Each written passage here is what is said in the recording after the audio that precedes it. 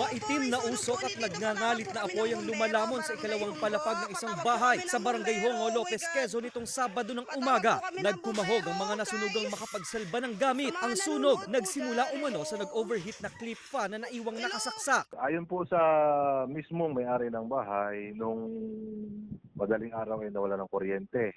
Tapos po, nung umaga, bumalik na uli ang daloy ng kuryente. May naiwanan po silang electrical appliances na tumatakbo. Gawa sa light materials ang taas ng bahay kaya mabilis gumapang ang apoy. Naapula din naman daw ang sunog. Walang nadamay na ibang bahay. Wala ring nasugatan. Humigit kumulang po sir na 630,000 ang estimate damage namin dito. Nagpapatuloy ang investigasyon para matukoy ang tunay na sanhi ng sunog. Sinusubukang makuhanan ng pahayag ng GMA Regional TV Balitang Southern Tagalog ang nasunugan. Paalala ng BFP, tiyaking naka-unplug ang mga gamit sa bahay kung hindi naman ginagamit.